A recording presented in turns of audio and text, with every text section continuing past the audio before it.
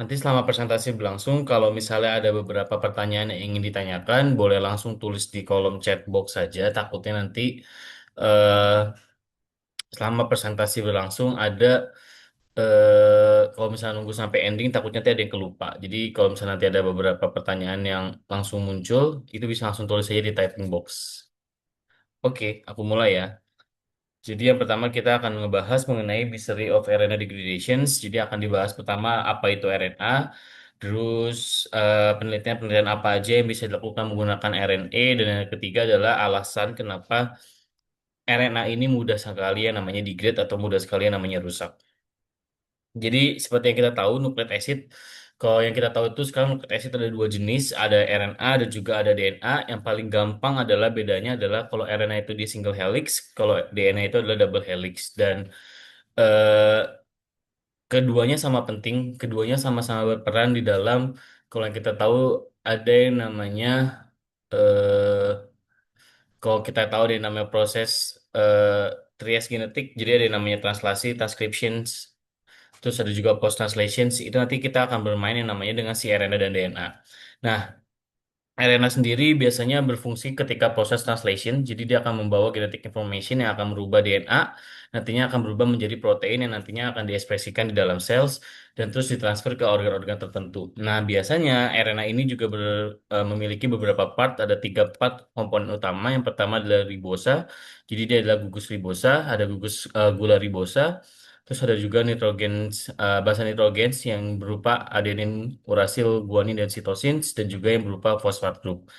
Nah, RNA ini connected di rantai yang panjang dengan ujung dari sama kayak DNA di tiga aksen dan lima aksen phosphodiester bonds, yang nantinya dia akan membentuk fosfatase group dan juga hydroxyl group of nucleotides. Jadi si RNA ini pun juga nanti akan bisa berupa panjang, untai panjang RNA, dan nanti dia digabungkan oleh adanya gugus fosfatase dan juga adanya hydroxyl groups gitu. Nah, nantinya ini adalah bukan trias genetika ya, namanya itu eh eh, aku agak lupa nama istilahnya, tapi ini ada istilahnya. Jadi dari berupa DNA nanti akan ada proses transcription menjadi RNA, nanti RNA akan ditranslasi menjadi protein. Nah, ini ada sebutannya nih sebenarnya, tapi aku agak lupa nama sebutannya tuh. Nanti kalau aku ingat aku akan sebutkan. Jadi ini adalah eh, apa ya namanya? eh Fase utama dalam sebuah produksi protein di dalam sel kayak gitu. Jadi ada fasenya. Jadi dari DNA akan melakukan replikasi. Nanti kalau misalnya DNA replikasi itu biasanya ada fase selnya sendiri. Terus habis itu nanti akan ada proses transcription. Dari transcription itu biasanya DNA dari inti sel dia akan berubah menjadi pre-mRNA. Nantinya si pre-mRNA ini Nantinya si pre-MA itu dia dogma sentral. Jadi dari pre-mRNA dia akan, kalau bisa di eukariotik, dia akan ada proses lysing, akan ada proses penambahan poly A tail, baru nanti dia akan menjadi RNA yang siap ditranslasikan menjadi protein. Gitu. Lanjut dulu. Nah, ini ada beberapa tipe dari RNA. Jadi RNA itu ada yang berupa coding RNA yang biasanya kita sebut sebagai messenger RNA. Dia jumlahnya hanya sekitar 2,5 sampai 5% di dalam sel. Terus yang kedua juga ada tipenya namanya ncRNA atau non-coding RNA. Nah, ncRNA pun juga dia jenisnya ada banyak. Ada yang namanya long non-coding RNA, ada yang namanya ada yang namanya short non-coding RNA, dan itu fungsinya juga beda-beda. Jadi contohnya itu untuk ncRNA ada rRNA, ribosom RNA ini yang jumlahnya paling banyak, itu sekitar 80 sampai 90% di dalam sel, nanti itu berfungsi untuk translate the information from mRNA into the protein. Jadi kalau misalnya Bapak Ibu semua tahu proses translasi, di mana proses translasi itu ketika mRNA keluar dari inti sel menuju sitoplasma, dia akan di-guiding eh, sama si ribosoma RNA ini untuk masuk ke proses translasinya. Jadi nantinya tRNA itu ada gugusnya sendiri, dia nanti akan mengcapture eh, tiga jenis bukan tiga jenis ya, dia nanti akan bergabung menjadi ada namanya expression factor, dia akan bergabung menjadi satu kompleks yang nantinya ada dua jenis si ribosomal RNA. Biasanya ada yang namanya nanti ada dua subunit protein yang akan bergabung, dan terus nanti ada tRNA juga, ada si ribosomal RNA yang akan mengguiding kayak gitu. Terus yang kedua ada yang namanya transfer RNA. Nanti ini juga sama perannya, dia juga akan menjadi guide ketika proses eh, dia akan membawa si mRNA itu menuju large subunit dan small subunit yang sudah bergabung ketika proses translasi berlangsung. Terus yang ketiga ada small nuclear RNA, nanti biasanya berfungsi di proses splicing. Jadi kalau misalnya eukaryotic cells, dia dari apa ya? Kalau kita tahu kan kalau di eukaryotik itu ada yang namanya introns sama exons. Nah, ketika kita ingin melakukan proses translasi, kalau di eukaryotik itu ada bagian yang harus digabung, ada bagian yang harus dibuang. Nah, pembuangannya itu adalah menggunakan si snRNA ini. Terus yang keempat ada juga snRNA dan juga ada RNA interference yang akan menginhibit the gene expression in the translation level. Contohnya itu adalah kalau kita tahu sekarang namanya Mirna miRNA itu dia masuk ke dalam salah satu jenis dari RNAi karena Mirna ini dia bisa menjadi sebuah marker dari cancer gen. Jadi kalau misalnya nanti ada overekspresi dari Mirna, biasanya ada peneliti-peneliti yang banyak meneliti terkait RNA, terkait Mirna ini, itu banyak fungsinya nanti untuk melihat marker, dia dilihat sebagai marker dari adanya cancer atau tidak di dalam sebuah jaringan, kayak gitu. Nah, ini adalah beberapa penelitian yang bisa dilakukan menggunakan RNA, pendekatan RNA. Jadi secara garis besar dulu, kalau RNA itu saat ini ada dua jenis penelitiannya. Yang pertama adalah gene expression, ini yang paling common. Jadi kita bisa melihat overekspresi atau downregulasi dari target gen kita, itu menggunakan marker dari RNA. Jadi kita biasanya akan melakukan isolasi RNA, lalu setelah itu kita reverse sensitase, terus kita lihat dengan perlakuan A, B, C, D, apakah terdapat down regulation atau up regulation dari target apa ya? Dari target gen yang kita inginkan kayak gitu. Misalnya contoh kita punya target gen A, kita lakukan perlakuan A, B, C, D, ternyata di perlakuan A dia overexpression, terus di perlakuan B dia ternyata down regulation dan itu nanti ada statistically base-nya, ada metode-metodenya, ada perhitungannya sendiri kayak gitu. Terus yang kedua ada yang namanya menggunakan sequencing menggunakan NGS. Jadi sequencing analysis ini yang kalau kita sekarang sebut sebagai TNGS itu banyak yang menggunakan RNA samples. Jadi sama prosesnya kita isolasi RNA. Setelah itu kita akan melakukan proses enrichment atau NGS library preparations. Dan nanti di sini itu ada bisa penambahan marker-marker. Kita bisa langsung menggunakan primer spesifik. Jadi di situ sudah ada yang namanya eh, apa namanya index primer. Jadi di indeksnya itu di primer itu dia sudah punya kumpulan-kumpulan primer yang sudah menjadi apa namanya? Dia kumpulan primer yang sudah punya marker-marker tersendiri. Jadi misalnya kita pengen ke arah misalnya mau targeted NGS untuk onkologi gen misalnya. Jadi di primer itu di indeksnya itu sudah terdapat primer-primer yang akan mentarget gen-gen yang emang eh, berperan terhadap onkologi, jadi berperan terhadap cancer kayak gitu. Nah itu udah ada booknya sendiri, jadi sudah ada kumpulannya sendiri. Kita mau targeted ke arah mana? Itu jenisnya pun juga banyak. Maksudnya jenis dari primer itu ada banyak, ada onkologi, ada cancer spesifik ke cervix, ada cancer payudara. Kalau misalnya kita tahu ada yang namanya BRCA1, BRCA2 itu juga sudah ada yang namanya targeted NGS-nya. Nah, secara garis besar sebenarnya bisa dilakukan untuk basic research, mulai dari genetic information transfer, gene expression regulation yang tadi aku sudah jelaskan. Terus ada RNA data analysis, sequencing RNA juga. Untuk bioteknologi, mulai dari gene expression regulation, real-time PCR analysis, RNA sintesis dan modifikasi ini juga lumayan banyak. Jadi kalau yang kita tahu CRISPR, kalau kita tahu yang namanya CRISPR RNA itu juga kan dia menggunakan ada yang namanya guide RNA dan di situ juga basic core juga merupakan penelitian yang menggunakan RNA base kayak gitu. Terus juga ada agricultural technology, terus juga ada yang gak kalah penting ada biomedicine mulai dari RNAi, drug discovery, RNA vaksin, RNA gene editing. Salah satunya yang paling lumayan lagi naik daun adalah mRNA vaccines dan itu juga salah satu penelitian yang awal mulanya bermula dari RNA based molekuler juga kayak gitu. Nah, ini adalah sebenarnya sedikit alasan kenapa RNA itu sangat bersifat unstable. Jadi, yang tadi sudah disebutkan di depan ya, jadi kalau RNA itu komponen belakangnya itu adalah dia phosphodiester bonds dan juga dia memiliki eh, gugus OH. Jadi gugus OH-nya ini tuh ngebuat si RNA ini tuh nggak stabil. Jadi kalau misalnya dilihat di sini, RNA itu kan dia ada satu gugus, ada satu apa ya, ada satu ujung yang dia tuh berupa gugus OH. Nah, gugus OH-nya ini yang ngebuat dia tidak stabil karena dia bisa bereaksi dia bisa bereaksi di air, even di air pun dia bisa bereaksi dan dia bisa ngebuat eh, ada yang disebut sebagai cyclic interkinase. Jadi cyclic interkinase itu ketika dia di dalam sebuah proses apa namanya ya? Jadi ketika sebentar. Jadi ketika let's say cyclic intermediate itu misalnya dia lagi di dalam water, terus si RNA fragmennya ini eh dia nanti akan si gugus OH-nya ini akan bereaksi. Dia akan bereaksi sem, dengan let's say ada molekul yang ada di water yang bisa bereaksi dengan si gugus OH karena kan OH ini OH min dan dia tidak stabil, dia bisa mentransfer elektron karena ada si OH minnya ini. Makanya nanti si OH minnya ini bisa bereaksi. Contohnya kalau di sini bisa bereaksi sama si fosfat. Nah, ketika dia bereaksi sama si fosfat, otomatis struktur dari RNA ini akan berubah dan dia otomatis akan menjadi degrade atau dia akan tadinya dia satu rantai yang panjang, dia otomatis bisa breakdown karena si gugus OH-nya ini dia bereaksi dengan yang lain begitu. Makanya di sini RNA itu lumayan tidak stabil dibandingkan sama DNA.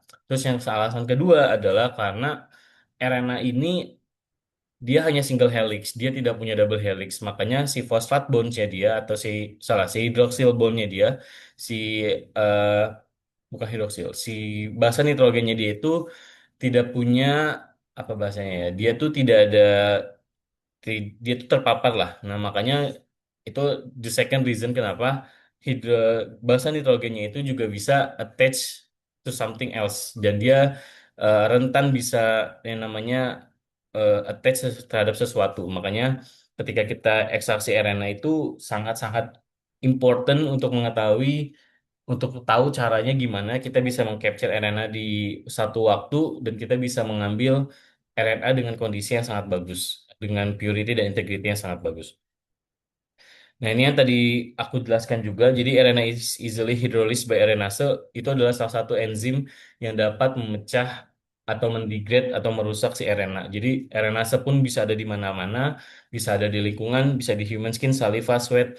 Bahkan kalau nanti Bapak Ibu bisa baca ada sebuah artikel kalau aku nggak salah tentang RNase yang langsung keluar ketika misalnya kita ada jaringan tanaman yang kita potek, itu otomatis dari dalam sel lah dia akan mengeluarkan si RNase. Sebenarnya itu adalah tindakan preventif dari plant dari tanaman tersebut untuk melindungi jaringannya. Makanya ketika dia ada kerusakan di salah satu jaringan tanaman, dia akan otomatis mengeluarkan RNase di lokasi tersebut. Nah, itu merupakan salah satu apa ya challenge di mana kita ingin melakukan isolasi RNA dari tanaman, tapi eh, even sel lab pun sendiri dia akan langsung otomatis mengeluarkan RNase yang bisa merusak atau bisa mendegrade RNA kayak gitu. Nah, ini adalah beberapa teknik untuk mengobtain high quality RNA. Jadi ini prinsipal untuk ekstraksi RNA. Jadi RNA itu ketika kita melakukan ekstraksi ada yang namanya total RNA atau 100% target RNA. Di mana target kita adalah ketika proses ekstraksi ini kita ingin memiliki hasil ekstraksi yang tidak punya residu impurity-nya. Jadi residu pengotornya itu sangat rendah dan juga kita mau struktur dari RNA yang kita ekstraksi itu bagus. Jadi ini ada yang namanya integrity. Jadi RNA primary structure integrity-nya itu harus bagus atau yang saat ini di beberapa lab sudah ada yang namanya bioanalyzer atau TabStation. Dia bisa ngecek yang namanya RNA integrity number dan itu hal yang nanti akan aku jelaskan juga di belakang.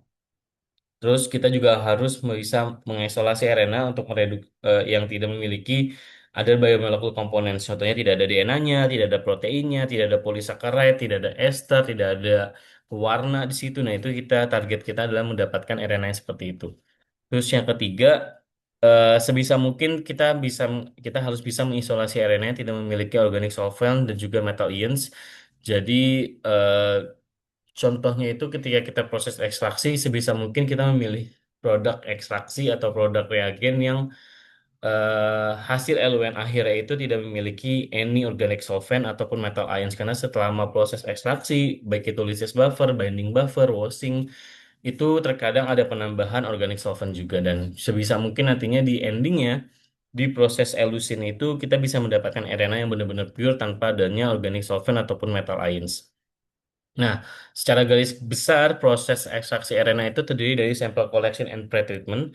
Pretreatmentnya pun bisa ada berbagai macam. Yang paling umum digunakan ada liquid nitrogen grindings dan juga ada yang namanya homogenization. Jadi pas sampel collection pun juga ada tekniknya. Biasanya peneliti akan membawa apa namanya jar, bukan jar sih, akan bawa termos termos air. Termos air itu diisi liquid nitrogen. Nantinya ini contoh case-nya kalau misal tanaman itu ketika dilakukan proses pemotongan, jaringan tanamannya akan disimpan di dalam aluminium foil. Nanti aluminium foilnya akan langsung dicemplungkan atau akan langsung ditaruh di box ataupun di termos yang berisi liquid nitrogen. Jadi kita menjaga kondisi sampel kita di minus 80 derajat agar tidak ada aktivitas dari enzim arenase. Kayak gitu. Terus proses sample lysis nanti juga akan aku jelaskan di belakang. Terus juga ada metode extraction dan purity. Ada berbagai metode ekstraksi yang bisa digunakan juga.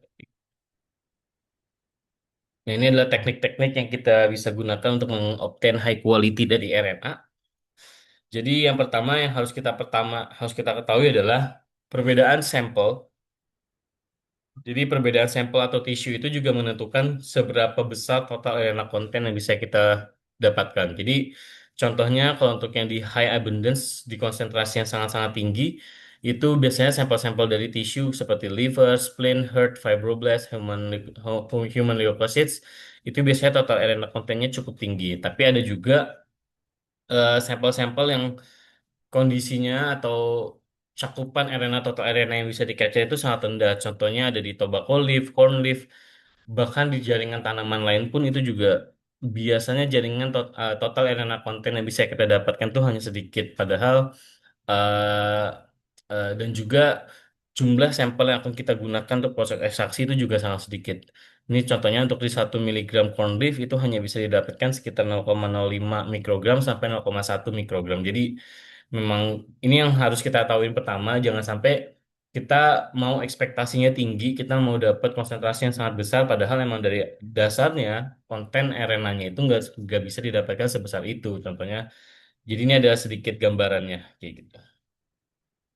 Nah, ini lebih jelasnya terkait sampel collection dan pre-treatment. Jadi kalau misalnya pre-treatment ways, yang pertama adalah yang paling bukan paling mudah, yang paling aman untuk dilakukan adalah direct lysis di sampel. Jadi ketika kita collecting samples, sampel tersebut harus langsung kita harus langsung kita lakukan proses ekstraksi. Biasanya yang paling mudah untuk ini contohnya adalah misalnya kita mau ekstraksi RNA dari bakteri ataupun dari jamur, itu biasanya lebih mudah kalau kita direct lysis di sampel. Jadi ketika kita tumbuhkan mikrobanya tersebut misalnya eh, di liquid di liquid medium itu biasanya kita langsung sampling, langsung kita ekstraksi. Terus yang kedua, ini contohnya biasanya untuk jaringan tanaman ataupun untuk jaringan tisu, baik itu animal tissue ataupun human tissue, itu biasanya kita lakukan grinding di liquid nitrogens. Nah, ini juga ada metodenya. Jadi tipsnya itu adalah ketika kita melakukan proses grinding, biasanya kita harus yang step pertama yang harus dilakukan adalah kita harus mendinginkan lumpang dan alu yang kita gunakan. Nah, ini yang biasanya jarang atau biasanya lupa untuk dilakukan. Jadi yang pertama dilakukan tuh kita harus menuang dulu nih si liquid nitrogennya ke dalam lumpang alu kita. Kita make sure bahwa environment yang akan kita gunakan untuk proses ekstraksi ini juga dalam kondisi yang dingin. Nah, itu yang biasanya kadang suka dilupakan. Baru setelah kondisinya sudah dingin, baru kita bisa masukkan jaringan yang akan kita grinding. Terus yang ketiga adalah use arena letter to preserve tissue. Nah, ini juga nggak kalah penting. Jadi ketika proses sampling, proses lysis, contohnya kalau misalnya di jaringan-jaringan yang kecil, itu biasanya kita butuh menyimpan DNA-RNA, kita baik itu DNA-RNA sama, kita harus menyimpan jaringan tersebut. Kalau misalnya kita nggak bisa langsung direct buat mengisolasi, kita harus menyimpan di minus 80 derajat. Ini kalau buat yang long term preservation, disimpan di minus 80 derajat di dalam preservation buffer. Present buffernya itu bisa berupa arena letter. Ini yang paling gampang, yang paling banyak digunakan itu ya namanya adalah arena letter. Kayak gitu. Ini tiga type. Jadi kalau misal di cell kita bisa melakukan freezing, terus kita storage buat simpennya, terus bisa kita lysis by arena extraction in minus 80 derajat menggunakan nitrogen cair. Terus kalau misal tisu juga sama, mirip-mirip. Terus kalau yang plain itu yang paling bagus direct lysis ataupun sama di grinding di minus 80 menggunakan liquid nitrogen. Nah, ini adalah sedikit gambaran kalau kita melakukan proses ekstraksi arena. Contohnya di sini kita menggunakan dua jenis, ada red liver dan white liver. Kita melakukan empat perlakuan. Yang pertama, ini kontrol, jadi dia direct, kita langsung direct isolasi. Terus yang kedua adalah freeze-thaw satu kali. Jadi setelah di minus 80, kita keluarkan, terus kita isolasi. Terus yang kedua, ini freeze-thaw dua kali. Jadi setelah kita isolasi, ya, kita minus 80 derajat, kita simpan di minus 80, kita towing, kita diamkan, kita sampai suhu ruang, terus kita freeze lagi, terus kita towing lagi, dan kita ekstraksi hasilnya seperti ini. Terus yang ketiga, kita lakukan proses mendiamkan si jaringannya itu di 5 derajat, salah, di ruangan di room temperatur selama 5 menit dan juga selama 10 menit. Jadi di sini bisa dilihat bahkan dari kontrol sampai freeze auto pun itu juga sudah terlihat bahwa integrity arenanya sudah mulai berkurang. Jadi kalau misalnya di kontrol itu sangat tegas, tapi ketika freeze auto dua kali dia sudah mulai ada sedikit degrade, dan di 5 menit dan 10 menit dia bahkan sudah mulai, ketika kita tidak menyimpannya di minus 80 derajat dan kita hanya mendiamkan di suhu ruang dengan lama waktu 5 menit sampai 10 menit, ini integrity dari arenanya sudah sangat berkurang. Jadi memang lumayan sangat penting untuk bisa apa ya namanya ya, preservation dari tisu atau jaringan yang akan kita lakukan ekstraksi arena dengan sangat proper, itu adalah salah satu key untuk mendapatkan ekstraksi arena yang bagus atau tidak, kayak gitu. Nah, ini beberapa metode yang bisa dilakukan. Jadi kita langsung masuk ke dalam teknik untuk obtaining high quality arena untuk sample lysis ya. Jadi yang pertama, sample lysis pun juga ada berbagai macam. Ada yang namanya enzymatic digestions, ada yang menggunakan mechanical lysis, ada yang juga menggunakan chemical lysis. Jadi kalau enzymatic lysis itu biasanya kita menggunakan enzim, ada menggunakan lysosome ataupun proteinase K. Biasanya kalau sampelnya itu bakteri, kita akan menggunakan PK. Terus kalau misalnya sampel itu jaringan hewan, kita akan ada penambahan lysosome juga di dalamnya. Terus kalau mechanical lysis itu ada menggunakan liquid nitrogen ataupun menggunakan homogenizer. Homogenizer itu ada yang namanya, dia bentuknya gimana ya? Dia kayak micropestle. Jadi dia nanti kita ada ada ujungnya, ada tipsnya yang bisa dipakai untuk menghomogenizer.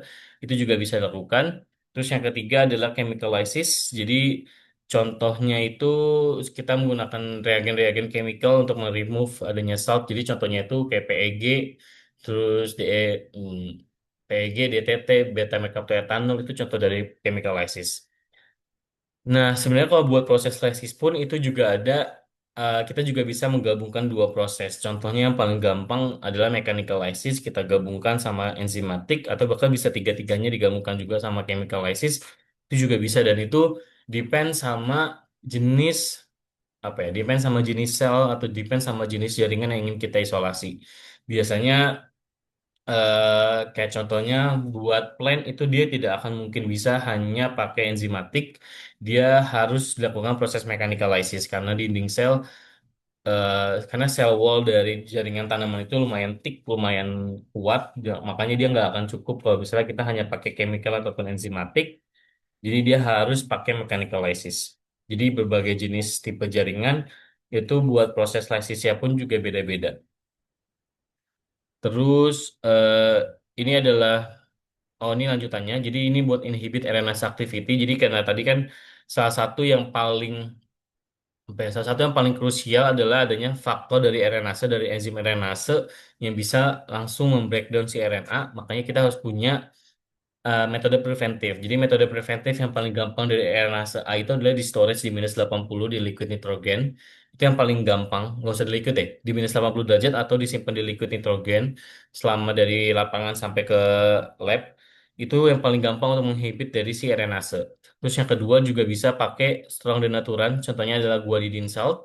Itu bisa dipakai untuk mencegah adanya protein, dia bisa dia bisa membreakdown adanya protein tertiary structure. Contohnya si RNase tersebut, si enzim RNase-nya itu.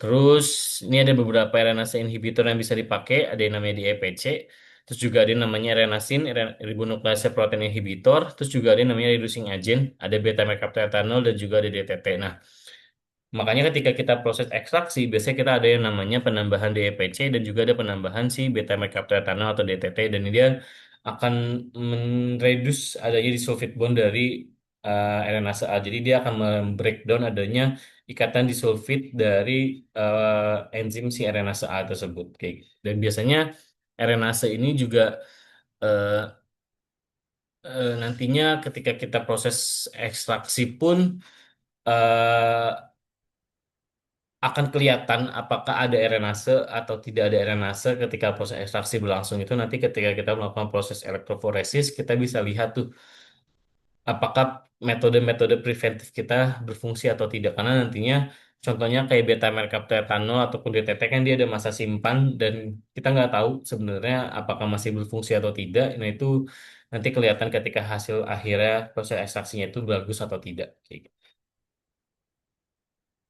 Nah, ini buat ekstraksi. Jadi kalau metode ekstraksi RNA itu story-nya dimulai dari precipitation base. Jadi yang kita tahu saat ini contohnya adalah rizol base. Itu yang lumayan paling famous karena dia adalah metode pertama yang digunakan untuk melakukan proses isolasi RNA ataupun DNA.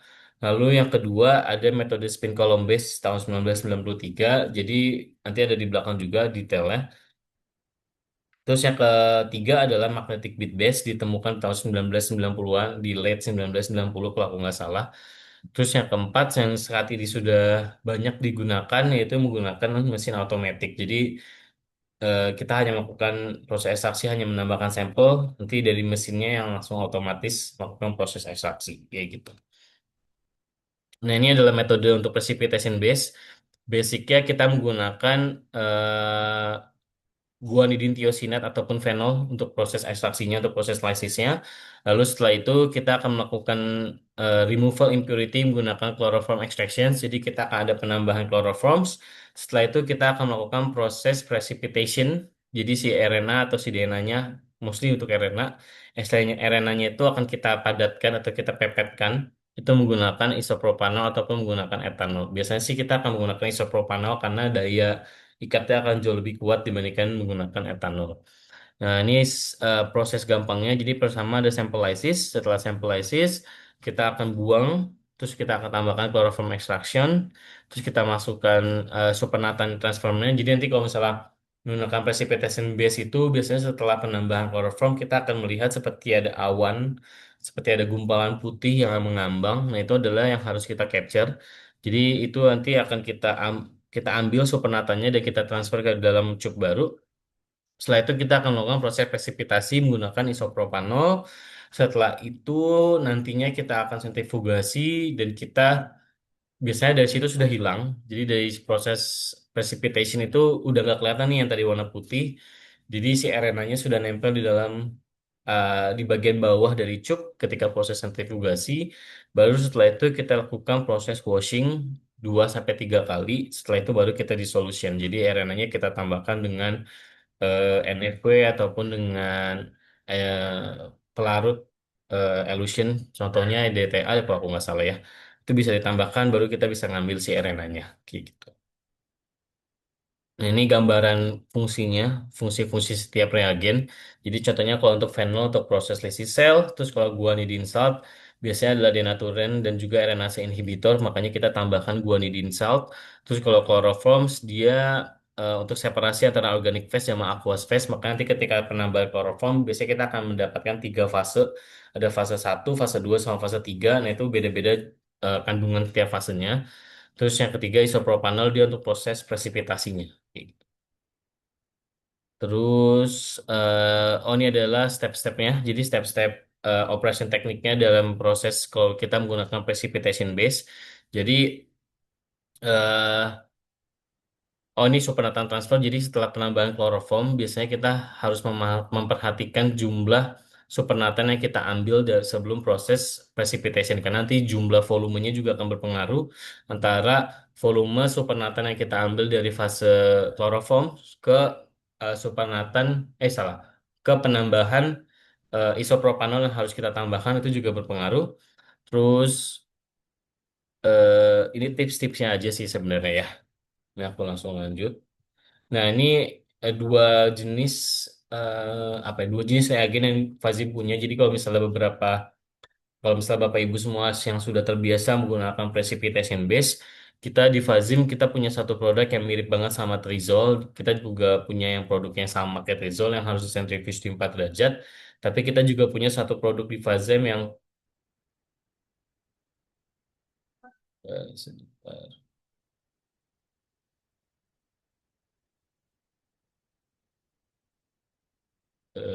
sebentar ya.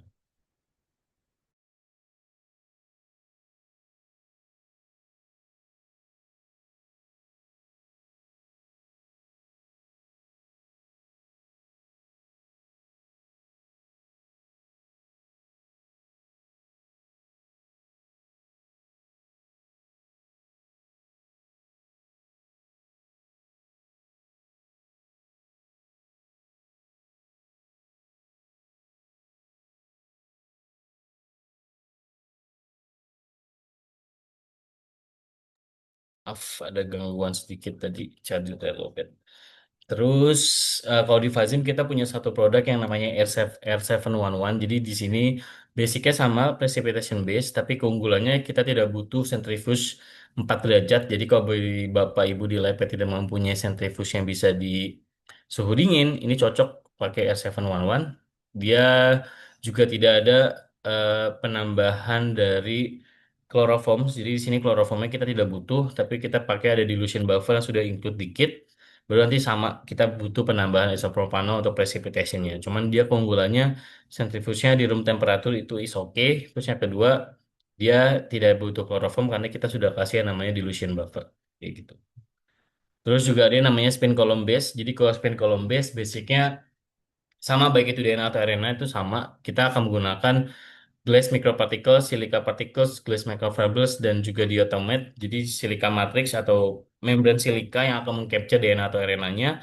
Itu kita butuh itu. Terus yang kedua kita ada yang namanya high salt dan low pH bending. Jadi kita kalau di metode silika base atau di metode spin column base itu kita menggunakan perbedaan muatan antara si DNA RNA dengan silika yang kita gunakan. Makanya nanti si silika ini akan bisa mengcapture DNA atau RNA dalam liquid kita kayak gitu. Terus yang ketiga kita ada low salt and high pH elution. Jadi ketika kita nanti prosesnya sudah capture si DNA atau RNA kita di dalam silika silika kolom, itu kita akan menambahkan yang namanya etanol untuk mempurifikasi DNA RNA kita. Jadi nanti semua impurities harusnya bisa hilang. Tapi biasanya ada beberapa yang kalau misalnya kandungan impurity dari sampelnya dari dasar itu sudah sangat besar, biasanya proses washingnya itu butuh beberapa kali, butuh banyak proses washing. Tapi nanti eh, apa namanya? Tapi nanti efeknya adalah jumlah DNA atau RNA yang kita capture juga akan berkurang kalau misalnya proses washingnya terlalu banyak. Tapi itu jadi kayak pro and cons-nya sebenarnya. Jadi pros and cons-nya sebenarnya targetnya mau kayak gimana, kayak gitu. Nantinya ketika proses washing sudah selesai, ada proses elution. Nah, biasanya di elutionnya itu kita menambahkan eh apa namanya larutan yang bermuatan netral. Makanya nanti si DNA atau si RNA yang tadinya di capture di silika bisa lepas kayak gitu. Itu yang namanya low salt and high pH elution. Terus yang ketiga, metode yang ketiga adalah menggunakan magnetic bead base. Jadi magnetic bead base ini kita menggunakan eh, magnet dengan base solid phase reverse immobilization atau SPRI. Jadi basicnya eh, kalau magnetic base ini DNA atau RNA kita itu akan di capture menggunakan magnet. Jadi menggunakan magnetnya pun ukurannya beda-beda dan nanti jenis magnetnya pun juga beda-beda. Tapi yang paling common digunakan untuk ekstraksi RNA itu menggunakan SPRI. Nanti kalau DNA itu dia ada satu tingkatan di bawah SPRI. Dia hanya eh, magnet yang di-coating dengan silika sebenarnya itu juga ada. Terus juga ada yang satu tingkatan lagi itu nanti ada namanya magnet PEG. Jadi di magnetnya ini dia ada penambahan polyethylene glycol dan juga ada salt NaCl. Nantinya dia bisa mengcapture DNA ataupun RNA dalam sampel kita. Nah, nantinya ketika kita melakukan proses ekstraksi menggunakan magnetic bit base ini kita juga membutuhkan yang namanya magnetic rack. Jadi magnetic rack ini dia akan mengcapture si RNA ataupun si RNA yang sudah menempel sama magnet dia akan di capture di dalam magnetic rack. Nantinya ketika sudah proses capture ini, sudah proses penempelan ini, si magnet yang sudah ada RNA-nya itu akan kita washing juga menggunakan etanol. Makanya sini ada proses washing. Baru nanti ketika proses elution dia sama juga kita akan menggunakan high salt dan low pH bending, low pH elution untuk melepaskan RNA dari si magnet beads-nya kayak gitu. Dan volumenya itu di sini ada tulisan the volume ratio of beads and nucleic acid is critical. Kenapa? Karena ada namanya metode size selection. Jadi size selection ini kita ingin melakukan proses sizing, melakukan proses capture, dan itu juga sangat-sangat depend sama jumlah eh, apa ya? Sangat depends dengan jumlah eh, pelarut dan juga jumlah magnet. Makanya nanti rasionya itu bisa mengatur jumlah atau ukuran dari biasanya untuk DNA, ukuran DNA yang kita inginkan kayak gitu. Nah, ini adalah eh, struktur dari si magnetnya. Jadi ada magnetic core-nya, ada polystyrene core, dan juga ada carboxylate modified polymer coating. Jadi ukuran magnetnya pun juga beda-beda. Biasanya dia di bawah 1 mikrogram, di bawah 1 mikron nih kalau aku nggak salah ukurannya. Tapi emang ada beberapa ukuran yang ini juga depend sama apa ya, juga tergantung dari jenis magnet yang kita pakai juga. Kayak gitu. Tapi kalau untuk prosesnya sama, jadi dari nucleic acid sample, jadi dari elution DNA, dari eh, dari elution RNA-nya itu akan kita lakukan proses binding, terus akan kita lakukan separasi menggunakan magnetic absorption, menggunakan magnetic rack, lalu proses washing, elution, dan akhirnya kita mendapatkan total RNA-nya. Kayak gitu. Nah, ini salah satu magnetic base base menggunakan automated. Jadi dari Fazim kita punya mesin otomasi FNP 32 yang bisa digunakan untuk proses ekstraksi RNA menggunakan magnet. Prosesnya adalah ada proses pyrolysis. Jadi sampelnya atau supernatan dari sampel biasanya kita setelah melakukan proses grinding kita akan masukkan sampelnya itu ke dalam lysis buffer yang ada di dalam reagen dalam di bawah plate. Lalu kita akan menambahkan, lalu akan ada proses ekstraksi yang namanya pyrolysis, ada proses washing dan juga ada proses elution yang semuanya dilakukan di dalam mesin kayak gitu. Ini adalah advantage dan disadvantage dari setiap metode. Jadi yang pertama kalau organik menggunakan precipitation otomatis dia akan jauh lebih murah dan juga biasanya tidak membutuhkan equipment khusus. Jadi contohnya hanya membutuhkan centrifuge dan bahkan sekarang di reagen Fazim kita punya yang butuh centrifuge hanya dibutuh centrifuge suhu ruang lah, tidak butuh suhu yang dingin. Biasanya dia butuh suhu yang dingin. Terus dia kelemahannya adalah dia high toxic dan proses ekstraksinya akan jauh lebih lama karena ketika proses menggunakan precipitation base itu ada total kurang lebih 3 kali proses kita penambahan reagen dan itu lumayan takes time karena ada proses waktu tunggunya juga, ada proses invertnya juga di dalamnya. Jadi memang sangat lama prosesnya dan juga rekomendasinya itu digunakan untuk penelitian yang memang tidak buru-buru dan juga sampelnya itu lumayan bulky, lumayan sangat besar. Biasanya akan lebih cost efisiensi menggunakan yang precipitation base. Terus yang kedua silika base, jadi yang menggunakan membran silika biasanya harganya slightly lebih tinggi dibandingkan yang precipitation base, tapi dia jauh lebih tidak toxic dan jauh lebih simpel penggunaannya.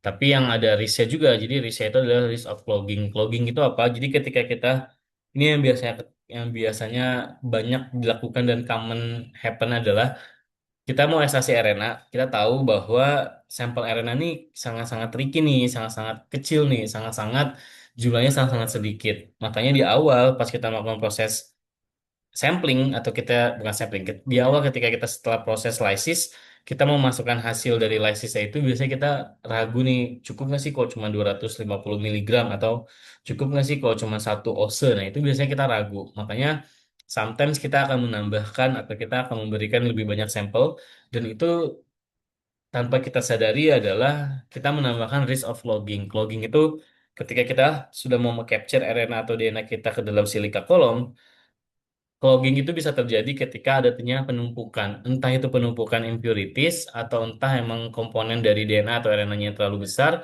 yang bisa menyebabkan si silika beads-nya ini atau salah, si silika kolomnya ini menjadi tersumbat atau menjadi terhambat. Jadi artinya ketika proses washing ataupun proses elusi jadinya nggak maksimal kayak gitu. Terus yang ketiga adalah yang menggunakan magnetic beads. Keunggulannya high throughput friendly. Jadi kalau misalnya sampelnya sangat besar, jumlahnya sangat besar, itu biasanya kita menggunakan magnetic bead base, apalagi menggunakan mesin, itu jauh lebih efektif dan jauh lebih cepat. Tapi dia keunggulannya adalah high cost dan kita butuh yang namanya magnet stand. Cuma nantinya hasil purity-nya, hasil purity 260 280-nya biasanya akan jauh lebih tinggi. Jadi urutannya kalau purity-nya itu akan jauh lebih tinggi di sini, tapi kalau konsentrasi akan jauh lebih tinggi di precipitation. Jadi dia akan ada kebalikan gitu. Nah, ini adalah metode guiding. Jadi ini sedikit guiding untuk mendetek quality dari RNA. Yang paling gampang buat mendeteksinya itu menggunakan UV spectrophotometer, baik itu menggunakan nanodrop, menggunakan one drop, ataupun menggunakan qubit. Itu kita bisa menggunakan tiga jenis UV spectrophotometer concentration assay.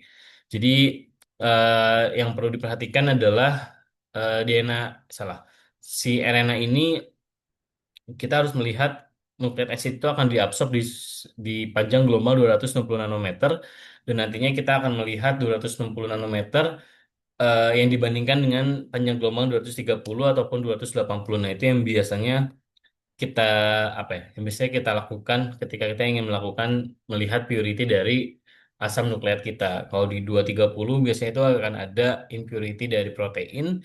Kalau di 280 biasanya dari bukan karboksila, dari karbohidrat-karbohidrat lain lah yang ada di dalam selnya. Itu biasanya yang harus kita perhatikan. Biasanya range yang bagus itu kalau untuk RNA 260 280-nya itu di angka sekitar 1,8 sampai 2,0. Tapi kalau 260 230-nya itu di angka 2,0 sampai 2,2. Jadi kalau bisa hasil ekstraksi RNA-nya itu berada di memiliki purity di range tersebut kayak gitu. Jadi gini, ini adalah 1,9 sampai 2,1. Jadi banyak terminologi lah kayak gitu. 280 itu untuk protein, 230 itu untuk kontaminan lain seperti karbohidrat, fenol, dan yang lain-lainnya. Ini yang harus diperhatikan ketika kita ingin melihat purity RNA menggunakan nanodrop ataupun one drop. Lalu juga bisa menggunakan qubit tadi, menggunakan dye method.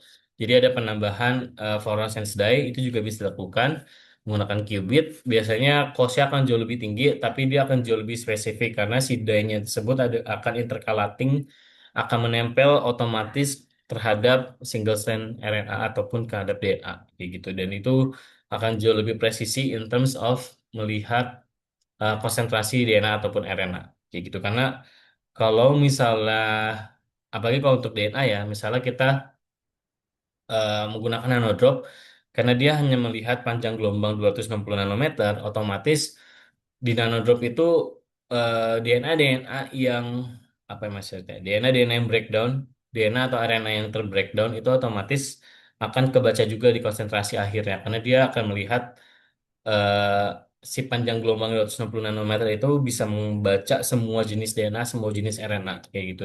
Bedanya kalau di dye method, kayak contohnya dye yang dibaca itu atau bukan dye. Jadi si fluorescence dye yang digunakan di dalam qubit dia hanya bisa mengintercalating ke double helix DNA. Jadi kalau DNA-nya ada yang ke breakdown ataupun ada yang rusak, dia otomatis nggak terbaca. Makanya in terms of concentration akan jauh lebih precision menggunakan qubit dibandingkan menggunakan nanodrop. Cuma bedanya itu dia butuh mesin tambahan dan juga dia akan jauh lebih tinggi cost-nya dibandingkan menggunakan nanodrop. Nah, ini yang nggak kalah penting juga adalah menggunakan agaros. Jadi kalau agaros ini kita bisa menggunakannya untuk integrity. Biasanya orang-orang yang ingin melakukan proses apa ya, gene expression even buat gene expression ataupun buat sequencing, buat mRNA sequencing sangat penting untuk melihat integrity. Kenapa? Karena integrity ini menjadi landasan bahwa isolasi kita bagus atau enggak. Karena bisa, karena gini, konteksnya adalah ketika kita melakukan proses total RNA extractions, itu yang kita capture paling banyak 80% sampai 90% itu adalah ribosomal RNA. Nah, jadi bayangkan kalau dari ribosomal RNA saja sudah degrade, misalnya integritinya sudah jelek, otomatis komponen lainnya yang paling kecil yang mau kita capture lah, contohnya kayak mRNA yang sekitar 2 sampai 4%, otomatis dia juga akan degrade. Makanya ngecek integrity RNA ini lumayan important ketika kita ingin melakukan proses downstream dari RNA. Makanya kalau sekarang saya selalu mewajibkan yang namanya proses elektroforesis ketika kita setelah selesai melakukan proses isolasi RNA adalah untuk melihat si integritinya ini gitu. Nah, ini jenis-jenis RNA yang bisa kita kelihatan ada 3 band yang bisa kita kelihatan. Biasanya ada 3 band itu adalah di atas itu sama di bawah itu semuanya dari sRNA. Kalau di prokaryotik ada 23S, 16S, dan 5S. Kalau di eukaryotik ada 28S, 18S, dan juga ada 5S. Dan biasanya tRNA juga ada di bawah. Nah, ini yang nggak kelihatan adalah si mRNA yang nggak ada kan. Nah, makanya penting banget buat melihat integritinya itu harus bagus. Karena nanti kalau integritinya bagus, kita bisa anggap bahwa si mRNA-nya tercapture juga dengan bagus kayak gitu. Nah, biasanya ada juga flow buat running electrophoresis itu biasanya menggunakan 1% agarose dengan volume loading di 1 sampai 3 mikroliter, dan biasanya kalau buat RNA itu harus digunakan electrophoresis buffer yang selalu baru, jangan menggunakan, kan kalau di DNA biasanya kita bisa pakai 2 sampai 3 kali lah, atau sampai dia sudah jelek, sudah warnanya sudah pudar, sudah sangat keruh. Tapi kalau misalnya buat RNA itu sebisa mungkin buffer yang digunakan untuk running electrophoresis harus dalam kondisi baru lah, sebisa mungkin harus baru, atau maksimal 1 kali setelah dipakai itu mungkin masih bisa ya. Tapi kalau saya selalu menyarankan untuk pakai electrophoresis buffer yang baru. Dan biasanya karena RNA ini lumayan apa ya, dia kadang ada yang ukurannya sangat-sangat dempet kayak gini, makanya biasanya agarosnya pun juga bisa di bawah 1%. Biasanya kita bisa menggunakan 0,8%, tapi nanti waktu elektroforesisnya harus diperlama. Jadi voltasenya harus diatur, voltase dan wattnya akan diatur. Makanya nanti kita akan mengatur sedemikian hingga waktu elektroforesisnya itu bisa diperlama sedikit lah. Biasanya sekitar 45 menit. Karena kan itu depend sama si voltasenya juga. Kayak gitu. Nah, terus yang kedua, metode yang lebih baru untuk melihat integrity dan konsentrasi adalah menggunakan eh, ini adalah bioanalyzer. Jadi menggunakan bioanalyzer. Jadi kalau di bioanalyzer kita nantinya si DNA RNA-nya itu akan dimasukkan ke dalam satu chips. Nanti chipsnya itu akan sebenarnya diprosesnya sama kayak elektroforesis. Cuman dia eh, apa ya namanya ya? Dia nanti akan membentuk kurva lah, membentuk peak-peak. Nanti peak-peaknya itu kita akan bisa melihat dia di ukuran berapa nucleotides. Nah, biasanya ada yang kita menggunakan bioanalyzer. Kalau bioanalyzer itu chipnya dia kotak, menggunakan bioanalyzer. Cuman yang paling baru itu ada yang namanya menggunakan tap station. Jadi kalau tap station itu dia dia ukurannya gimana ya? Dia strip tube, kayak bukan strip tube sih. Dia ukuran itu strip. Cuman di stripnya itu nanti kayak ada kayak nanti bisa dilihat lah buat strip dari tab session dia tuh lumayan panjang, sekitar kayak kotak panjang. Nah, itu nanti RNA atau DNA-nya bisa dimasukkan ke situ. Nanti kalau di tab session itu dia juga bisa melihat sebenarnya sama kayak bioanalyzer, dia upgrade version lah dari bioanalyzer. Kalau di tab session nanti kita bisa melihat langsung dengan jelas kayak simulasi dari elektroforesis itu bisa kelihatan juga di tab station. Cuman basicnya antara tab session dan bioanalyzer itu sama, kita ingin melihat integritinya. Nanti kalau misalnya di DNA kita akan melihat ada yang namanya DNA integrity atau DIN. Kalau di RNA kita akan melihat RNA integrity. Nah, bedanya kalau di bioanalyzer dan Tab session kita bisa tahu yang namanya si RIN ini. Sedangkan kalau electrophoresis kita nggak bisa tahu RIN-nya nih. Nah, RIN ini apa? Jadi RIN ini penting nanti kalau misalnya khususnya kalau untuk peneliti yang mau melakukan proses downstream berupa NGS. Biasanya di NGS itu kita ada, jadi RIN itu value-nya dari nomor 1 dari 0 sampai 12. Jadi semakin mendekati 12 itu semakin bagus. Nah, biasanya tuh ada apa namanya? Ada batas ambang tertentu lah untuk proses NGS. Biasanya tuh RIN di atas, kalau aku nggak salah di atas 5. Jadi range-nya tuh nanti ada warna-warnanya gitu. Kalau dari 0 sampai 4 biasanya dia warnanya merah, terus dari 5 deh, dari 5 sampai 8 tuh kuning, kuning, kuning kehijauan.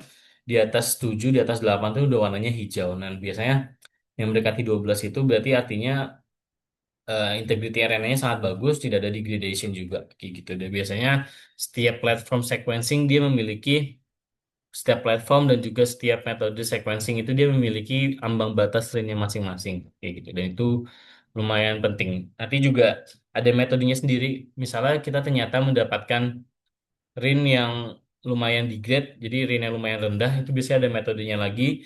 Ada yang namanya capturing. Jadi misalnya kita targetnya mRNA, kita bisa capture mRNA-nya dari sampel, lalu kita cek lagi integritinya. Terus juga ada yang namanya removal removal ribosomal RNA itu juga bisa dilakukan. Contohnya kalau buat yang sampel-sampel yang RNA rendah, kalau aku nggak salah itu biasanya kita melakukan proses removal removal apa namanya? Kita melakukan proses removal ribosomal RNA. Kalau misalnya RNA ternyata terlalu rendah, biasanya nanti setelah proses removal ribosomal RNA itu RNA nanti akan slightly higher dibandingkan tanpa ada proses removal rRNA. Gitu.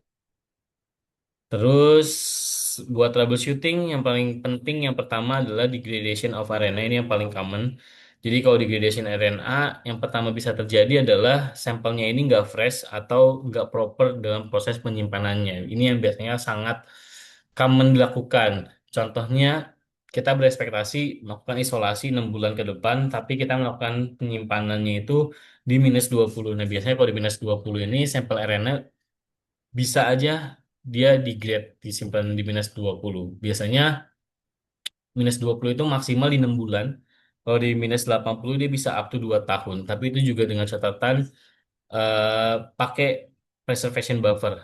Contohnya preservation buffer itu kalau misalnya sampelnya itu bakteri ataupun bakteri, sel bakteri ataupun animal cells itu biasanya disimpannya di preservation buffer di arena later. Kalau nggak pakai itu otomatis akan terjadi proses degradation dari si RNA-nya. Terus improper pretreatment ataupun adanya renase contamination. Ini juga nggak kalah penting karena si renase ini bisa ada di mana aja. Even yang paling nggak kalah penting adalah si lumpang alu yang biasa kita pakai untuk proses grinding itu harus disterilisasi. Biasanya kalau saya menyarankan double sterilization, jadi nggak cuma satu kali sterilisasi di autoclave, tapi juga harus disterilisasi. Biasanya aku menambahkan proses sterilisasi menggunakan oven juga. Setelah jadi ada dry sterilization juga. Nah, itu biasanya double sterilisasi lumayan lumayan bagus untuk preventif adanya kontaminasi dari arenase. Terus yang nggak kalah penting juga ini yang tadi aku bilang si elektroforesis ini yang nggak kalah penting.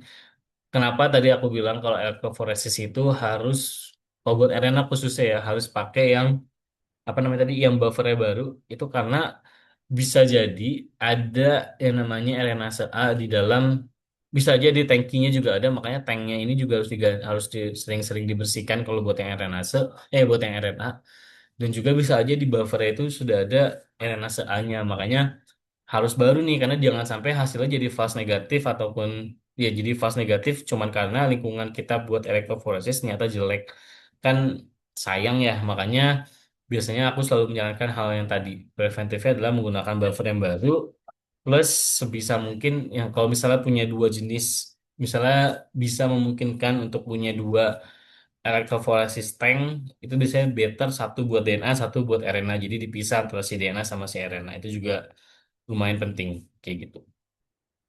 Terus misalnya low yield of extracted RNA, misalnya contohnya hasil ekstraksi kita terlalu rendah konsentrasinya, biasanya kita bisa lakukan yang pertama adalah increase input amount. Biasanya input amountnya itu bisa jadi terlalu tinggi, tapi juga bisa lowering input amount. Jadi kalau misalnya sampelnya terlalu tinggi, takutnya kan nanti clogging ya di silikanya bisa jadi clogging.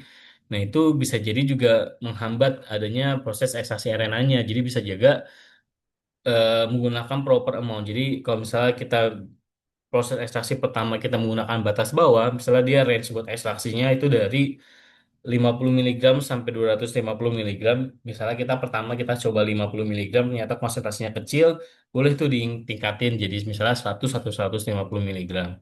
Kita lihat apakah konsentrasinya nanti bertambah atau tidak. Terus juga bisa ditambah secara carrier, contohnya glikogen untuk proses presipitasi death traps target RNA ini juga bisa ditambahkan. Terus yang kedua bisa jadi terjadi karena improper preserve or pretreatment-nya. Jadi bisa jadi ini pada saat proses sampling atau saat proses grinding itu ada yang namanya fine powder. Jadi ini yang gak kalah penting. Jadi ketika kita proses grinding itu kan dingin ya. Dinginnya itu kadang setiap orang memiliki berbagai apa namanya berbagai sudut pandang yang berbeda-beda. Ketika kita proses grinding, ada satu orang yang menganggap, oh ini udah cukup nih grindingnya sampai segini.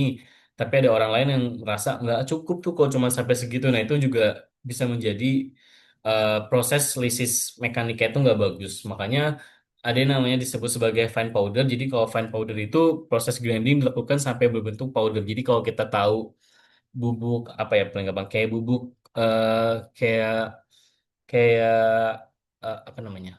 Kayak bubuk bayi bukan bubuk bayi kayak apa namanya kayak bedak bayi. Nah biasanya itu dibuat sampai hasil grinding kita itu sampai seperti bedak bayi. Nah itu yang kita sebut sebagai fine powder. Biasanya berbagai jenis sampel itu butuh waktu yang beda-beda, apalagi kalau buat sampel tisu tanaman ya itu butuh waktu yang beda-beda. Nah itu juga harus diperhatikan sampai yang bentuknya si fine powder biar kita bisa make sure bahwa hasil lisis kita tuh bagus.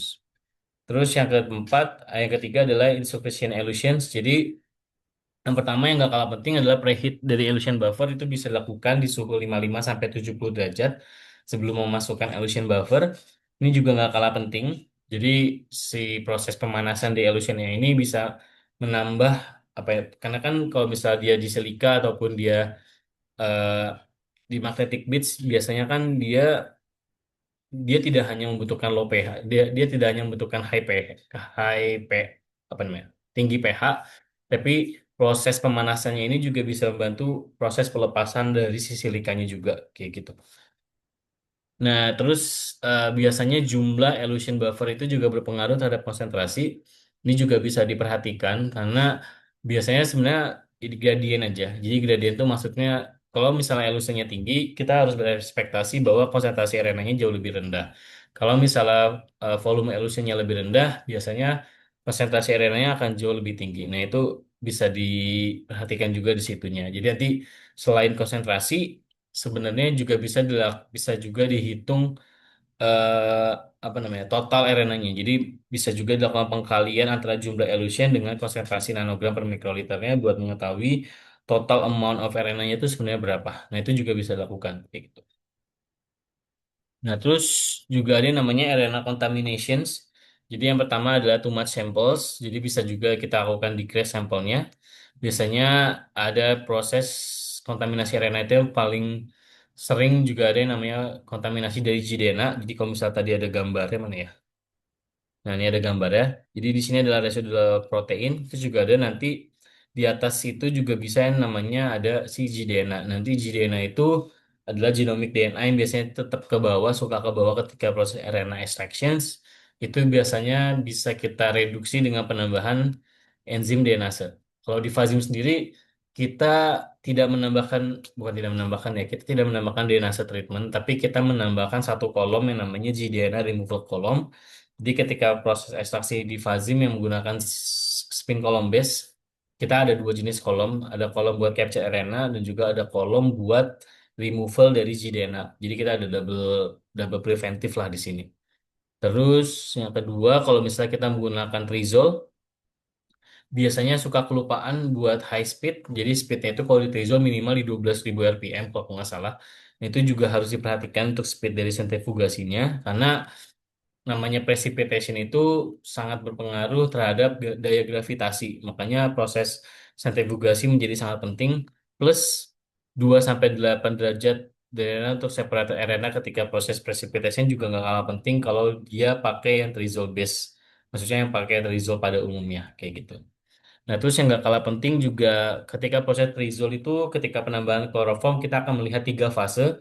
Nah, 3 fasenya ini juga kadang suka ke bawah nih fase-fase yang si organic phase sama interfasenya itu suka akan kecampur ketika proses pipetting. Jadi itu juga harus diperhatikan jangan sampai kita mengganggu proses bukan mengganggu sih jangan sampai kita ketika mengambil bagian yang kita inginkan tuh kita ke bawah bagian yang lainnya. Itu jangan sampai pas diproses setelah penambahan kloroform biasanya. Terus ini adalah sedikit gambaran terkait yang kit Fazim. Jadi kalau di Fazim kita, aku akan sedikit jelasin mengenai Fazim. Jadi kalau di Fazim kita dalam memproduksi sebuah produk kita menggunakan 7 core teknologi mulai dari biochemistry, molecular biology, immunology, enzimologi, chemistry, molecular engineering, dan bioinformatics. Di mana Fuzzy memiliki key platforms mulai dari PDP. Jadi kalau PDP ini yang digunakan untuk produksi semua klon enzim kita, semua klon protein kita, semua klon bakteri kita, kita menggunakan metode yang namanya PDP. Lalu kita juga punya quantum dot modified coupling ini yang biasa dilakukan kalau untuk produksi ELISA kita. Terus kita juga punya high performance antibody discovery platform. Contohnya buat eh, semua produk IVD kita biasanya kita menggunakan yang ini. Terus juga ada multi system recombination protein preparation platform juga.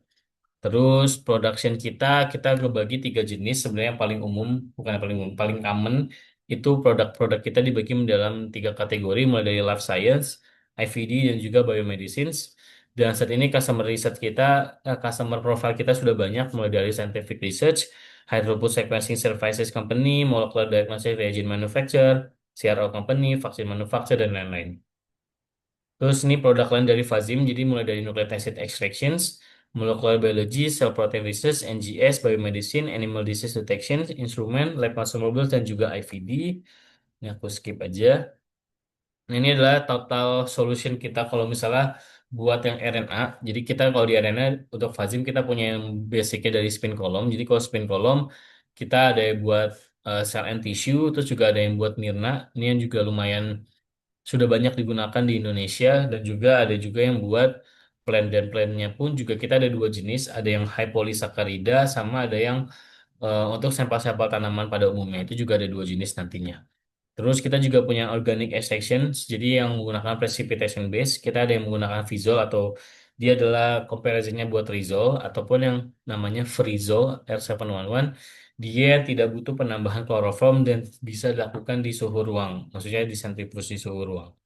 Terus kita juga punya mesin ekstraksi dan juga kita punya solusi untuk automated extraction RNA-nya mulai dari yang sampel cell and tissue dan juga yang buat sampel universal. Jadi total RNA universal ini bisa berupa bakteri, bisa berupa bisa buat plant juga. Buat yang plant kalau nggak salah ada di katalog yang sama juga. Jadi emang ada ada berbagai pilihan kalau untuk di fuzingnya sendiri. Terus yang ketiga, kita juga punya buat lab cleaning, buat RNase, DNA, RNase, RNA dan DNA remover. Dia berbentuk spray gitu, dia berbentuk liquid spray. Terus juga ada qubit RNA kuantitatif, jadi ada RNA HSA kit juga dari fuzing. Terus ini aku skip aja kali ya. Ini penjelasan sedikit mengenai yang membrane nucleic acid extractions, terus juga magnetic RNA extractionsnya yang ada di Fazim. Terus ini menjelaskan tentang carrying, bukan carrying, ini menjelaskan kalau buat yang precipitation dan juga yang NIDS system. Jadi dia adalah nucleic acid anti degradation technology juga. Cuman ini yang ada di Fazim yang tadi sudah aku jelaskan juga. Oke, mungkin sekian sedikit pemaparan dari aku. Aku balikan ke Mbah Hajar. Mungkin Mbah Hajar, silakan. Terima kasih. Oke, makasih juga Pak Ziko untuk presentasinya. Oke, tiba-tiba. Mungkin tanpa berlama-lama lagi, kita langsung buka sesi Q&A aja. Dan sudah ada satu pertanyaan di chat box Zoom ini dari Kak Dela Rinarta. Pertanyaannya, halo Kak Ziko, saya mencoba mengekstraksi DNA menggunakan magnet dari spesies yang sama namun fase yang berbeda. Satu sampel dari daun tanaman dewasa dan yang satu lagi sampel dari tissue culture. Dengan protokol yang sama, kenapa hasilnya bisa beda jauh ya Kak? Dengan daun dari tanaman dewasa DNA concentration dan purity ratio bagus ketika saya terapkan protokol yang sama untuk sampel tissue culture em, berbeda dan purity-nya jelek sekali. Mohon pencerahannya ya Kak. Terima kasih. Mungkin ini agak berbeda ya karena kita sebenarnya hari ini bahas RNA tapi nggak apa-apa karena masih berkaitan juga. Mungkin Pak Ziko kalau misalnya mau jawab silahkan. Oke, jadi kan kalau di sini konteksnya kan buat ekstraksi DNA ya, yang satu dari tanaman dewasa, yang satu lagi dari tissue culture. Nah, sebenarnya tissue culture ini yang harus dielaborate dikit nih. Sebenarnya tissue culture itu dia dari umur berapa? Karena kan kultur jaringan tanaman tuh, setahu aku fasenya sangat-sangat apa namanya? Fasenya beda-beda nih. Kayak contohnya gini, kalau di jaringan tanaman dia semua jaringannya kalau di tahun tanaman dewasa otomatis semua jaringannya sudah terdevelop, otomatis semua selnya sudah terdevelop dengan bagus. Sedangkan kalau di kultur jaringan tanaman ini fasenya beda-beda dan dia let's say eh apa ya bahasanya? Semua jumlah selnya pun juga akan beda antara yang jaringan tanaman hewan jaringan tanaman dewasa sama yang di kultur sel itu jumlah selnya pun juga beda. Makanya in terms of concentration kamu menggunakan apa namanya? Menggunakan ukuran yang sama, menggunakan starter amount yang sama, bisa jadi konsentrasi yang dihasilkan juga berbeda. Makanya tadi di awal pun aku sempat mention antara aku sempat mention tentang ini dia. Aku sempat mention antara total RNA konten di dalam satu sampel dan ini juga bisa jadi gambaran sebenarnya buat total DNA konten dalam satu jenis sampel itu beda-beda. Makanya itu yang perlu diperhatikan juga. Nah, biasanya kalaupun kayak gini konteksnya aku menyarankan harus menggunakan protokol yang berbeda karena protokolnya nggak bisa disamakan nih kayaknya antara ekstraksi untuk DNA jaringan tanaman dewasa dengan yang hasil dari kultur jaringan. Karena kalau dari kultur jaringan, apalagi kalau kultur jaringannya itu masih yang di dalam apa namanya, dalam gelas yang ditutup itu kayaknya itu metodenya akan berbeda juga deh. Karena yang paling apa ya yang paling simpel adalah kalau di tanaman dewasa let's say kita ngambil dari daunnya terus kita bandingin sama daun yang ada di kultur jaringan aja ukurannya sudah sangat beda harusnya ya. Nah itu juga bisa menjadi gambaran metode ekstraksinya juga mungkin harus dibedakan, mungkin kitnya bisa sama tapi metode preservation bukan metode metode pretreatmentnya akan jauh berbeda. Itu yang mungkin bisa diperhatikan, mungkin kayak gitu ya jawabannya. Oke, makasih Pak Ziko atas jawabannya. Intinya adalah tadi sebenarnya bisa memakai kit yang sama, tapi mungkin untuk pretreatmentnya bisa dibedakan ya. Mungkin kalau dari Kak Dela Renarta ada yang pengen ditambahin, langsung komen aja atau misalnya mau on mic juga nggak apa-apa, kami persilahkan. Mungkin aku mau pengen selanjutnya dulu nih dari Pak Azwar. Hmm. Pertanyaannya adalah, apakah pernah mencoba isolasi RNA dari bahan pangan atau adakah kit khusus? Terima kasih. Dan pangannya yang sudah jadi misalnya bakso atau sosis. Oke. Aku izin jawab yang Mbak Hajar ya. Jadi kalau misalnya buat pangan ini Pak Azwar, sebenarnya pangan tuh mungkin buat diekstasi, yes. Karena beberapa kit, contohnya dari brand lain, aku sebut aja lah yang gold standardnya yang lumayan gold standard itu dari Kiagen, itu kita tahu yang namanya Food Mericon. Dia adalah sebuah kit yang biasanya emang digunakan untuk mengekstraksi produk olahan lah. Sebenarnya nggak hanya Food Mericon. Jadi di Fazim pun kita saat ini lagi develop buat kit yang sama, buat kit yang mentargetkan untuk food processing extraction reagents. Jadi itu juga akan rilis kemungkinan besar tahun depan di Q1. Nanti kalau bisa sudah rilis, mungkin dari teman-teman IBS bisa juga memberikan informasinya. Jadi emang memungkinkan Pak untuk mengekstraksi dari hasil olahan, baik itu dari bakso, dari sosis, dari kornet yang biasanya, ataupun dari makanan kaleng itu biasanya sangat banyak yang mau mengekstraksi karena apalagi kalau untuk di QC itu penting banget buat bisa mengekstraksi hal-hal tersebut. Makanya akhirnya dari kita Fajim juga ngebuat dan itu emang bisa dilakukan. Cuman yang perlu digarisbawahi adalah food processing extraction ini otomatis konsentrasinya akan sangat kecil dan juga challenge-nya akan selalu lebih besar. Biasanya kalau untuk RNA mungkin agak susah Pak, karena RNA itu sangat-sangat mudah degrade. Jadi kalau food processing kan dia sudah melewati proses pemanasan, sudah melalui proses penambahan food additive, sudah melalui proses berbagai macam lah proses perubahan bentuk dari bentuk A jadi bentuk B itu kan sudah banyak prosesnya dan itu biasanya kalau RNA agak susah makanya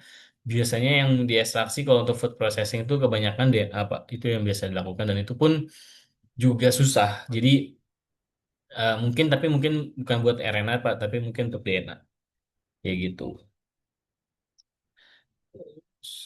Oke, terima kasih Pak Ziko dan makasih juga Pak Azwar dan Kak Delau sudah memberikan Hmm. tanggapannya. Mungkin Hmm. untuk pertanyaan selanjutnya dari Kak Dimas Arios. Halo Kak Ziko, saya penelitiannya ekspresi gen PCS dan LACS dari mikroalga Chlorococcum spesies di bawah perlakuan logam berat Pb dengan waktu 24, 48, dan 72 jam dalam berbagai konsentrasi Pb dalam ppm dengan menggunakan ekstraksi RNA. Studi sebelumnya menyebutkan bahwa sampel volume untuk ekstraksi bisa diambil sekitar 10 sampai 25 10 sampai 20 milikultur. Untuk mempertimbangkan posisi RNA kontennya aman, saya harus mempersiapkan apa ya, Kak? Terima kasih. Mungkin langsung dijawab aja oleh Pak Jiko. Oke, bentar. Ini kan berarti sampelnya fluorokokum ya, di bawah perlakuan logam berat. Terus kita ingin melakukan proses ekstraksi RNA, biasanya sampel amannya di 10 sampai 20 mili. Eh, Sebenarnya kalau buat jujur kalau buat mikroalga Pak, jadi aku juga sempat pernah ada pengalaman buat ekstraksi mikroalga di kerjaanku yang sebelumnya. Mikroalga ini dia kan dibilang tanaman juga bukan, dibilang hewan juga bukan. Dia ada di tengah-tengah dan juga dia ini dibilang bakteri juga bukan. Jadi emang dia kan makanya dia bukan kingdom. Dia tuh makanya kelompok tersendiri lah istilahnya. Dan itu emang ekstraksinya lumayan tricky. Biasanya mikroalga itu kalau aku dulu zaman aku biasanya masukkan dia ke dalam tanaman. Jadi aku mengikuti protokol yang ada di tanaman. Tapi itu pun juga nggak mulus. Makanya biasanya harus ada yang namanya optimasi. Apalagi kalau buat starter amount-nya itu mau dia 10 mili, mau dia 20 mili. Kalau aku sarankan emang harusnya apa namanya dilakukan optimasi lah buat yang mana yang paling bagus. Apalagi aku nggak tahu nih, aku belum tahu jelas kalau chloroquine dia ukuran selnya berapa. Dia juga bisa dijadikan patokan sebenarnya berapa milikultur yang harus kita siapkan. Cuman kalau dari saranku mungkin bisa dilakukan proses apa namanya optimasi misal dari kulturnya itu misal dari 5 mili, 10 mili, 15 sampai 20 diekstraksi dalam waktu yang sama dengan metode yang sama dengan metode rekombinasi yang sudah dilakukan terus dilihat nanti RNA kontennya berapa konsentrasi RNA-nya berapa itu bisa dilakukan jadi kalau dari aku sendiri sebenarnya aku juga nggak tahu bukan nggak tahu sih ya aku lebih nggak tahu sebenarnya kalau kalau buat klorakokum ini harus berapa banyak karena mikroalga emang lumayan tricky itu dari awalnya juga lumayan tricky dan juga eh, kalau boleh tahu kitnya apa-apa yang digunakan itu bisa mengikuti kitnya dulu aja atau kalau mau langsung lakukan optimasi juga boleh jadi starter kulturnya bisa digradien dari rekomendasi dari kit yang digunakan itu juga bisa mungkin kayak gitu ya. Oke, eh tidak apa-apa. Makasih Pak Ziko atas jawabannya. Dari ke Dimas Arios, mungkin oke, makasih juga atas tanggapannya. Selanjutnya, mungkin ini untuk terakhir ya, Hmm. agar tidak berlama-lama lagi. Dari Kak Tengku Imam Saputra, izin bertanya. Yang pertama, seberapa besar resiko kontaminasi DNA jika kita menggunakan isolasi RNA, menggunakan metode konvensional, menggunakan CTAB, modifikasi dibandingkan metode yang lain khususnya untuk tanaman? Yang kedua, dari sisi kemurnian, untuk RNA tanaman, metode atau kit mana yang lebih baik antara menggunakan silika kolam atau magnetic bead? Dan yang ketiga, apakah ada rekomendasi kit untuk Hmm. isolasi pada jaringan yang memiliki kandungan lipid tinggi? Contoh jaringannya buah sawit, kotiledon kedelai, atau kotiledon biji jarak, dan lain-lain. Mungkin bisa langsung Oke. dijawab aja oleh Pak Jiko. Oke, kalau jawaban nomor satu, kalau buat CTEP method, karena CTEP ini sebenarnya basicnya sama kayak dia basicnya yang pertama ya, yang organic solvent dan juga menggunakan precipitation base. Jadi emang dia kontaminasi untuk DNA kontaminasinya lumayan tinggi. Even kalau di CTEP method itu kita udah menambahkan reagen-reagen, karena kan dia komponen reagennya lumayan banyak ya di CTEP method dan kita udah menambahkan reagen pun emang kontaminasi dari GDNA-nya lumayan banyak, makanya nantinya biasanya hasil elusi dari RNA yang menggunakan metode CTEP itu kita akan tambahkan yang namanya DNase treatment. Itu biasanya lumayan lumayan mandatori dan lumayan wajib ditambahkan yang namanya DNase DNase satu treatment biasanya. Jadi kita akan ada penambahan inkubasi menggunakan enzim DNase, terus nanti eh, kita presipitasi lagi lah itu atau nanti ketika proses CTEP method itu bisa ditambahkan DNase juga mungkin bisa dilakukan itu yang paling penting kalau buat CTEP tapi emang kandungan GDNA-nya lumayan tinggi di CTEP. Itu juga tergantung sama jenis dari jaringan yang digunakan itu juga bisa tergantung sama itu dan biasanya nanti kalau dari CTEP bisa dilakukan elektroforesis buat dilihat apakah ada kontaminasi GDNA atau tidak itu yang pertama terus yang kedua dari sisi kemurnian of course lebih bagus di magnetic beads. Tapi sebenarnya dari karena nanti kalau misalnya ngomongin antara metode RNA extraction itu juga akan ngomongin ke arah cost-nya juga, karena kalau magnetic beads cost-nya akan jauh lebih tinggi. Jadi emang yang paling common digunakan tuh kalau untuk penelitian tuh yang silika kolom, walaupun kemurniannya memang tidak setinggi dari yang magnetic beads, tapi at least kita bisa mendapatkan kemurnian yang sudah masuk lah, sudah masuk dalam range-nya. Jadi biasanya orang-orang yang menggunakan magnetic beads itu kalau sudah throughputnya tinggi, itu yang pertama throughputnya tinggi, terus sampelnya tricky, itu biasanya kita menggunakan magnetic beads dibandingkan kita menggunakan yang spin column kayak gitu. Terus kalau rekomendasi kit untuk jaringan yang disebutkan ini contohnya buah sawit, cotyledon kedelai, cotyledon biji jarak. Jadi kalau di garis diambil kesimpulan adalah jaringan-jaringan tersebut tuh yang punya kandungan, I can say kandungan minyaknya lumayan tinggi. Karena aku punya pengalaman buat ngeekstraksi RNA dari semua bagian dari jaringan sawit, dari baik itu buahnya, terus bunganya, itu pernah ada pengalaman di situ dan emang challenge-nya adalah si kandungan minyaknya itu lumayan tinggi. Jadi aku pernah ada experience itu menggunakan empat jenis brand yang berbeda deh. Jadi gak cuman jadi brandnya pun juga bermacam-macam. Aku nggak bisa sebut nama brandnya. Dan itu emang lumayan tricky, lumayan susah. Jadi kalau di Fajim sendiri buat jaringan-jaringan yang kayak gini, itu kita punya satu kit sebenarnya ada yang bisa buat dicoba. Ada di belakang tadi mana ya? Ada satu kit yang sebenarnya bisa dicoba di RC411. Ini sempat dicoba buat eh, salah satu jaringan di sawit dan sebenarnya emang lumayan bagus hasilnya, lumayan oke, lumayan suitable. Cuman kalau untuk di buah sawit itu aku prefer ada proses pretreatmentnya dulu sebelum masuk ke dalam kitnya tersebut. Jadi pretreatmentnya apa? Itu aku pernah sempat searching untuk satu protokol. Jadi satu protokol pretreatment sebelum si jaringan sawitnya ini dimasukkan ke dalam si kit itu ada metodenya. Kalau nggak salah aku nyari di research kit deh, itu bisa dicoba dicari. Ada pretreatmentnya untuk si jaringan-jaringan yang memiliki kandungan minyak yang tinggi itu bisa dilakukan. Baru nanti masuk ke dalam kit-kit yang konvensional. Jadi karena inhibitor utamanya untuk si jaringan-jaringan yang kayak gini itu adalah si kandungan minyaknya yang tinggi. Dan itu nggak cuman di sebenarnya konteksnya nggak hanya untuk di jaringan yang kayak gini, tapi juga untuk eh, jaringan tumbuhan yang memiliki apa sih namanya ya? Kalau yang memiliki kandungan volatil yang lumayan tinggi, jadi memiliki kandungan senyawa-senyawa volatil yang tinggi itu juga sama metode pretreatmentnya. Nah, aku agak lupa metodenya apa, tapi kalau nggak salah di share di ResearchGate, jadi bisa coba dicari di situ sebelum masuk ke reagen yang konvensional lah, kayak gitu. Oke, mungkin gitu Mbak Hajar. Semoga menjawab. Oke, terima kasih Pak Ziko atas jawabannya. Makasih juga sudah dari materinya yang sudah sangat lengkap banget untuk ekstraksi RNA ini dari mulai pre-treatment hingga nih produk-produk Fazem yang bisa mendukung ekstraksi RNA. Jadi karena kita sudah memasuki akhir acara, kita tutup juga Q&A pada hari ini. Selanjutnya, saya mau minta tolong untuk semua peserta untuk mengisi absensi dan mohon isi dengan selengkap-lengkapnya karena hanya peserta yang mengisi form ini yang akan mendapatkan e-sertifikat dari kami. Oke, sebelum menutup sesi hari ini, mari kita open cam dan untuk kita foto bersama agar dapat mengenang acara pada hari ini. Saya tunggu 1 menit hingga 11.34 ya.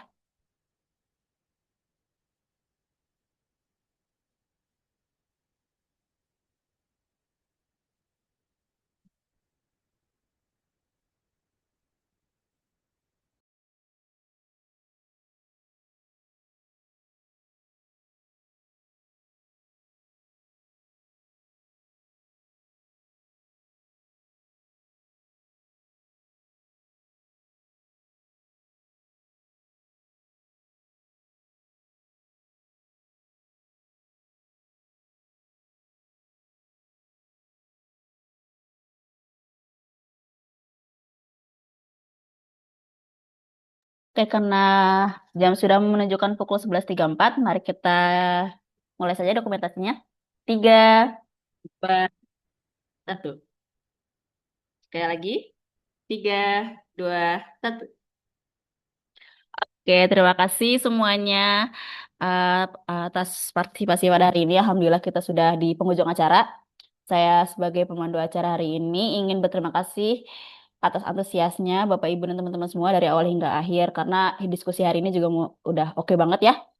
Nah, semoga apa yang didapatkan pada hari ini dapat berguna untuk kedepannya. Saya Hajar sebagai moderator hari ini pamit undur diri. Semoga kita dipertemukan di kesempatan berikutnya. Dadah, terima kasih semua. Terima kasih. Terima kasih semuanya. Kalau materinya boleh di-share juga nggak, Mas Ziko? Boleh, Pak. Nanti aku share ke tim IBS. Betul, Oke, terima kasih. nanti Sama-sama, akan Pak. kami share.